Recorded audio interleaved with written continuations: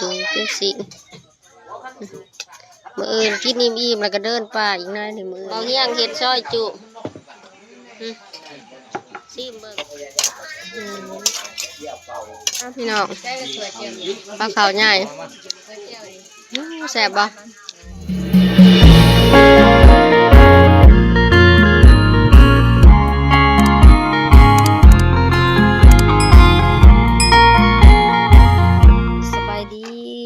แม่พี่น้องพอกับสดาคือเก่าสองผู้ระดับสาวล่ามือนี่พี่น้องตื่นเช้ามาทุกคนสดากับสิมาเอาง้อออกแต่คอกเนาะนอนตื่นสวยแน่เพราะว่าเมื่อวานนี่ไปหาเห็ดทุกคนเลยไปหาเห็ดมาแล้วก็เมื่อยเลยตื่นสวยแน่เนาะง้อก็ออกแต่คอกสวยมือนี่ไปหาเห็ดกับมาบุหลอดนอนป๊าดปวดขาคัดขาท่านเดี๋ยวกินหญ้ากินยุ่งแม่กับลูกนี่สดากับสิมาเอาเพิ่นออกไปกินหญ้านะมือนี่พ้นกับบริโตกเรามือนี่ก็คือจีแดดอยู่นะทุกคนข้าวหน่อยหิวหยาบ่สดาก็จะเอามาวาดใบไปกินแคมข่าวนี่เลยนะข่าวหน้าวานพานท้องเลยนี่ทุกคนงามอยู่ได้ข่าวหน้าเพิ่นมาหน้าติดกันเนาะนี่โผล่มันไหวเห็นมันเล่มกินจะเจาะจะเจ๊ะแถวนี้งัวกันได้หลังจากที่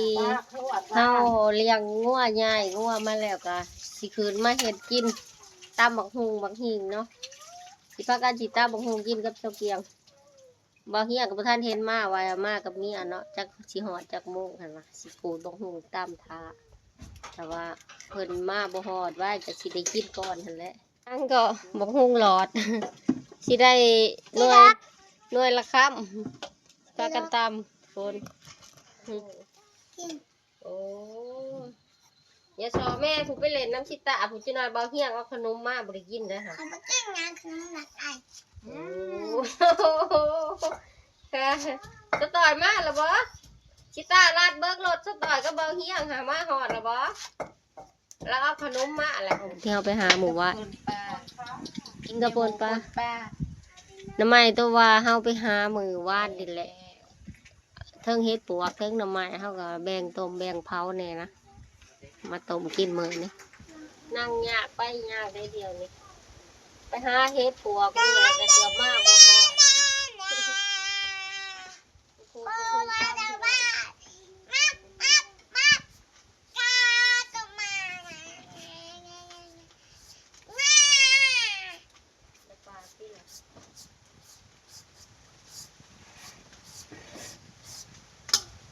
จะข้าวเอาตีแล้วแล้วก็เอา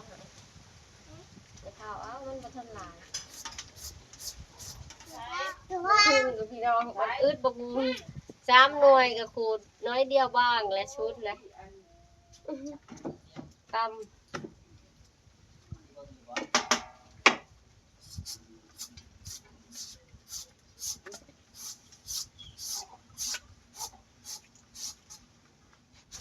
ให้มัน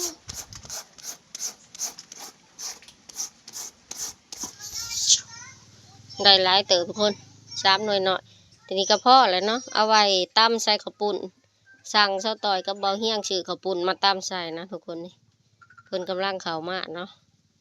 ทาเบาเฮียงกับเสาต่อยไปแหละเฮาทาตำข้าวปุ้นใช่เด้ในเสาเกียงตำเอาปรุงแล้วบ่เสาต่อยกับเบาเฮียงกำลังเข้ามาเอาข้าวปุ้นมาใส่เอาแก้วเพิ่นทาข้าวปุ้นอีกแม่ครัวประจำตัวเพิ่นจิมาเอาเขาไผ่ฮะไม่ใหญ่มาหอดแล้วใช้เลยข้าวปุ้น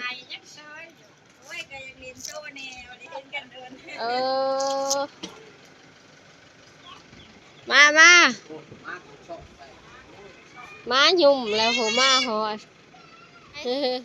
ใช้แล้วของผักมาเดี๋ยวของแสบไปแป๊ะคืนใช้แล้วข้าวปุ้นไปจะต่อยเอามาไปตามบังหงตอนเขากำลังหอดปุ้นมาเลย 2 โลพุ่นแล้วดิเนาะย่านบ่อิ่มได้ดำให้ดำหน้า เห็นตกกาใหม่อยู่กาเบิดผู้ได้หญ้าเพิ่นก็เขาขึ้นแล้วจังสิได้เกี่ยวหญ้าเพิ่นล่ะ เกี่ยวใส่ลูกก่อนเนาะ เอาทุเรียนมาผักหญ้าผักปู ถามว่า เอากินถือใจอยู่บ่ล่ะ อันนี้ดีต้องรู้จักว่าเป็นสุจินบ่อย โอ้ชื่อว่าโชคโตเหรอฮะ ขึ้นมากกินข้าว ลูกไข่กับหญ้าผู้อ้ายเอาหยังมาผักทุเรียนหญ้ามาเลยให้กินน้ำได้เด้อหยา ไม่ได้กินแล้วช่วงนี้กินแล้วนี่ อ้าวอย่าเฮ็ดอีลาขี้บ่เป็นเป็นแต่แซ่บ อันนี้บ่แม่นกรอบนอกนุ่มในอันนี้ซุกเลย จุกเลยนี่แหละตัวแซ่บ มันเถาะ อีลากินบ่เป็นดอก ได้ไม่ได้ได้มั้ง แซ่บแซ่บ แซ่บอะไรนะกินนะ ซื้อมาแบบเละใส่แขวหญ้าโดยเฉพาะเลยเด้อ ใส่เขียวเนี่ย จะต่อย ลิ้นฟ้ามันลิ้นฟ้า บ่เห็นบ่ บ้านถ้าเอิญมันลิ้นไม้ มักเล่มไม้ได้ติว่ามักลีดผ้างุ้งได้นี่อีหยังคือเอิ้นมักลีดผ้า มันอยู่สูงหอดเทิงผ้าวะพุ่นน่าล้านจ้ะเอ้ย ลิ้นฟ้า น่าก็มาพอดีท่านผ้าขาวพอดีกินกับตาบงหุงก็ได้บ่ ได้ บ่เฮียงเอาบักลีนใหม่มา จม นี่พระตาบงหุงไปกินข้าวนี่พี่น้องนี่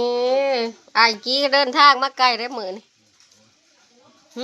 ข้ามหัวข้ามห้องมาบ่อยากเล่นแดดเลยเนาะทางดีเบิร์ดต่อห้าวบัดนี้มาเด้อพี่น้องข้าวน้ำกัน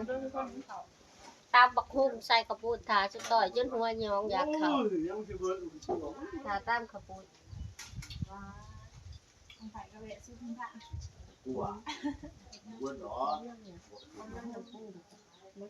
อยากจังซั่นน้ำมีช่องขึ้นมาก็ได้ น้ำมันมีกะ จางเนาะ ตื่นดูหูผ้าของเนาะไปว่านี่น้าเฮ็ดปวกว่านี่นางชุดมีผ้า อะไรบ่ ไปป้านั่นนี่ กินได้ล่ะ ยังไม่กิน เอามาวันนี้พี่ ไม่เหรอ บ่เป็นหยังเนาะเบิดแล้วเอ๊ะยังหมดก็เบิดแต่ผูกมัน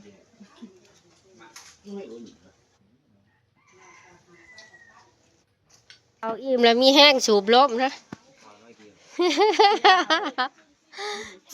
เตรียมโตแล้วเด้อเตรียมสิขึ้นป่า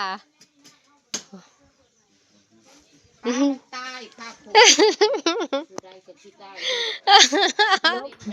ได้อยู่บ่เลยคือไอ้สิเพื่องเราเฮ็ดตอนน่ะคือหมอนฉันเราไป มาหาแม่หายว่า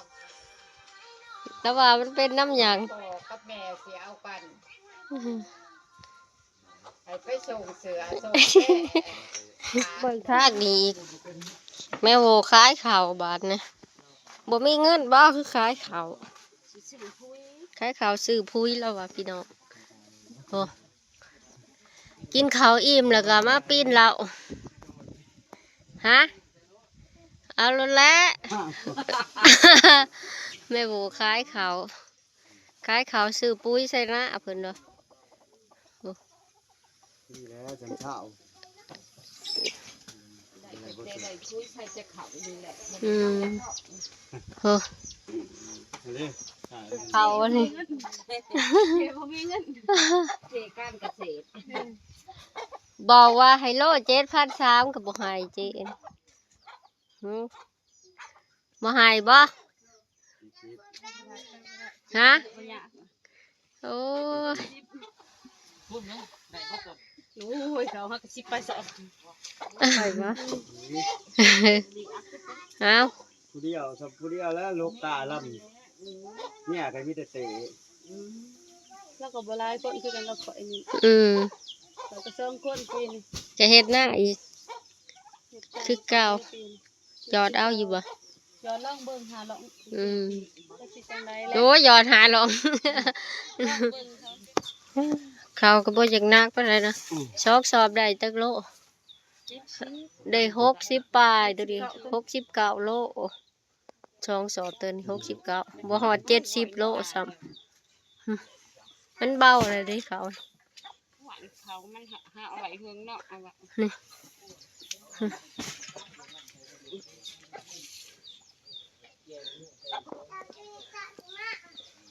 แหลกกินแหลกกินแหลก ลูกเบิ้งบัดนี้โอ้13 โล วันนี้เอาใส่สอบเด้อติด ใส่สอบคายบอสนี่ 13 โลแล้วนี่ เอากระสอบมาใส่เด้อ เอ้ย หัวแตกมึงนี่ ติดชิงคายข่าวเรียบร้อยเลยเอานับเงินได้บัดนี้คายข่าว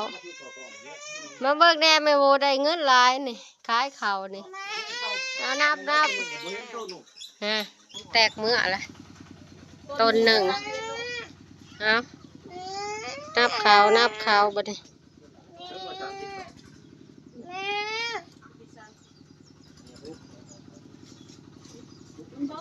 มาหอดยามมื้อแรกบัดนี้พี่น้องเฮ็ดหยังกิน ตำอยู่เปิงอยู่น้องไฟก็ซ้อยอยู่ไว้ต้มงัวพอเอาแมวซีนน้ำเขาตอนแรกทุกคนเฮ็ดกินน้องไฟก็ปะเฮ็ดกินทางไหนเฮ็ดหยังอีกเด้ทางนะตอนเพลนกินตำบังฮงตอนแรกนี่กินลาบมาพี่สตอยมานี่อาหารดีเนาะมากินลาบเลยตอนแรกกล้วยในเมืองอาหารแรกตอนเพลนดิกินตำบังฮงตอนแรกกินมาเพียโอ้โหคั่วมือโปปลากับนงไผ่ใส่ลายเสพลายใส่หน่อยเสพหน่อย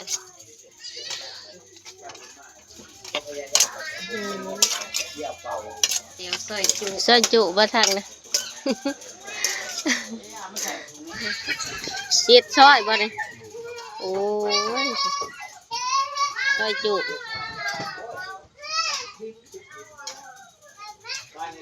ขึ้นปลารอบนี้ก็สิซอยจุหมูอีกเด้อบ างที่ใส่ตัวนู้น เออบ างที่ใส่ตัวนู้น ขึ้นปลาเอาหมูมาซอยอีก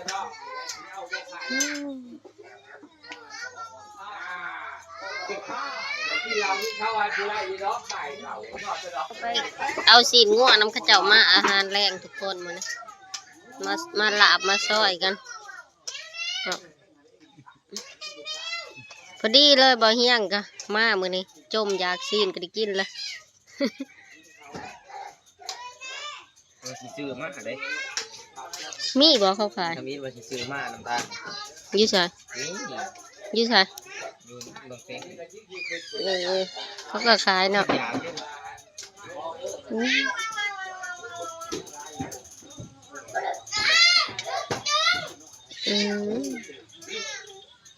ถ้าเกิดดูเป็นสิมื้ออื่นกินอิ่มๆแล้วก็เดินป่าอีกหน่อยนี่มื้ออื่นเนาะกันบ่ค่าทองนี่ยันไปอยู่ไปหาเฮ็ดมาเลยได้บักลีนผ้า กินไหม บักลีนไม้บ่เอาบ่เฮียงว่าบักลีนผ้ามันอยู่เทิงผ้า เปิดมากินไหม มันสูง สิกับซอยจุบ่เฮียงเฮ็ดซอยจุซิมเบิ่งตอนใหญ่แท้ว่าสิซิแม่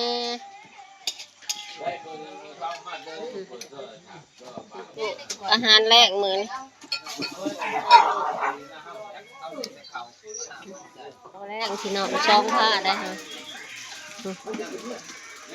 ให้มายามมื้อนี้คนร้ายเป็นพิเศษ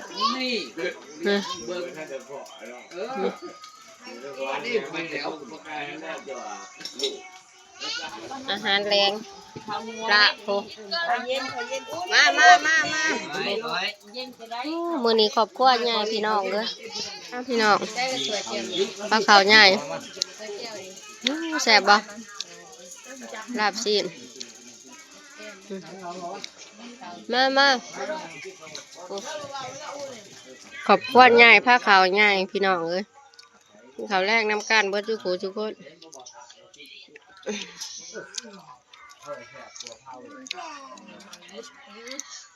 ตั้งเบิดไว้อะไรมึงกุ้งกระเพราเผาน้ำดิบ ประมาณเพียงนั้นแหละ สองผ้าขาวมือนี่หยาดมะยาม จักแต่ น้อยมากเลิกกับไปตุกวันนี้นะ